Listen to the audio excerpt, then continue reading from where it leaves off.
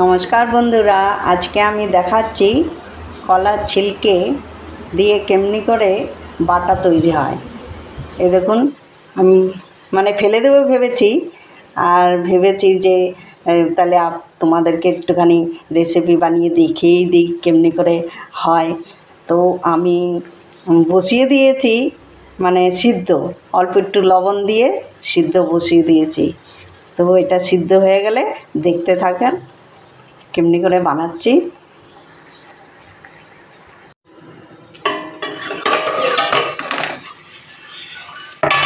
এরকম বন্ধুরা, পুরো জল শুকিয়ে গেছে, সিদ্ধ হয়ে গেছে। আমি গ্যাসও বন্ধ করে দিয়েছি। তারপরে দেখাচ্ছি।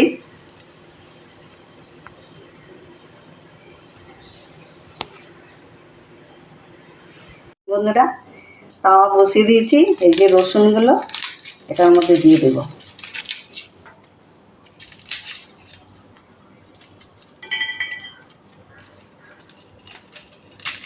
রসুন আর শুকনো লঙ্কা একটু টেলে নেব।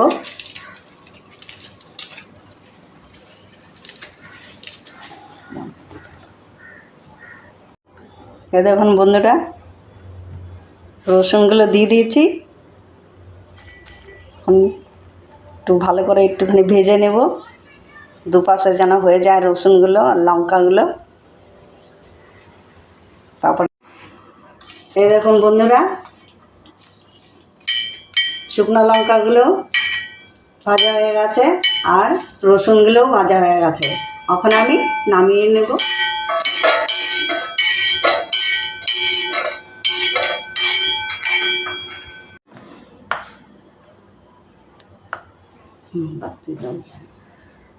দেখুন বন্ধুরা, এর মধ্যে কালো জিরে একটুখানি অল্প একটু ভেজে নেব। তাওয়াটা একটু মোটা আছে, তাই আমি গ্যাস বন্ধ করে দিচ্ছি, কালো জিরেগুলো পুড়ে যাবে।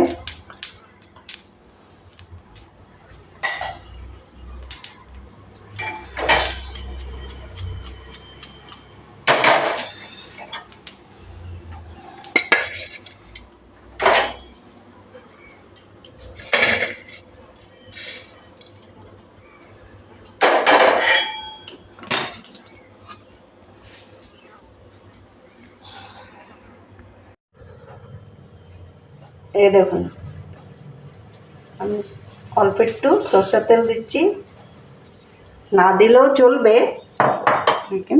দিয়ে দিচ্ছি, একটু আলাদা হবে। তেল গরম হয়ে গেলে, এই দেখুন তেল গরম হয়ে গেছে। একটা পেঁয়াজ কেটে নিয়েছি, একটু ভেজে নেব হালকা হালকা। এর মধ্যে কাঁচা লঙ্কা আর একটু ধনে পাতা একটু ভেজে নেব। অল্প একটু লবণ দিলে একটু পেঁয়াজগুলো একটু গলে যাবে।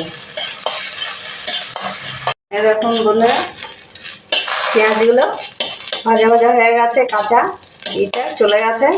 এখন আমি উঠিয়ে নেব। ধনে পাতাগুলো পুরো গলে গেছে, ভাজা ভাজা হয়ে গেছে। আর এই দেখুন, কলার ছিলকাগুলো ছোটো ছোটো করে কেটে নিয়েছি। তাকে ঠান্ডা করে তারপরে পিষে নেব।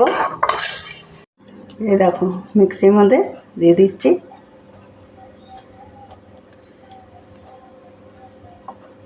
আমার চ্যানেলে নতুন বন্ধু হয়ে থাকলে আমার চ্যানেলটাকে সাবস্ক্রাইব করার জন্য অনুরোধ রইল। নতুন নতুন ভিডিও চলে যাবে তোমাদের কাছে। এই দেখো, এটাকে সব এখন পিষে নেব।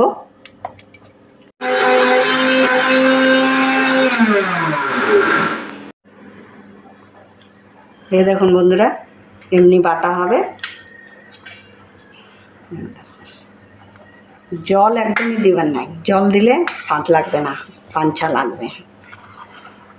এমনি ঘুরিয়ে ঘুরিয়ে দুবার তিনবার করে একটু নেড়ে নেড়ে করে নেবে, আর সুন্দর এমনি হবে। আর গরম গরম ভাতে কত টেস্টি লাগবে যে বলার মতো নেই। তোমরা পেঁয়াজও না দিলেও চলবে, লেকিন দিলেও ভালো লাগবে, না দিলেও চলবে। এই রেসিপিটা কলার ছিলকে দিয়ে, আর এই যে কালো জিরে দিয়েছি, কালো জিরেটা খুবই উপকারী। এটা মানে শরীরে যে ব্যথা হয়, এই মানে এই কালো জিরেটা মানে বাটা খেলে খুব ভালো উপকারী হয়। কলার ছিলকার বাটা বাটা যে বানানো বাটা বাটা বানানো হয়েছে কলার ছিলকা দিয়ে, দেখুন এরকম। হ্যাঁ, আর এটা হলো বেগুনের আচার। বেগুনের বেগুনের আচার, আচারের তরকারি। আচারের তরকারি। তাহলে খেয়ে দেখতে হবে যে কীরকম হয়েছে, বুঝেছো? তবে বুঝে যাবে।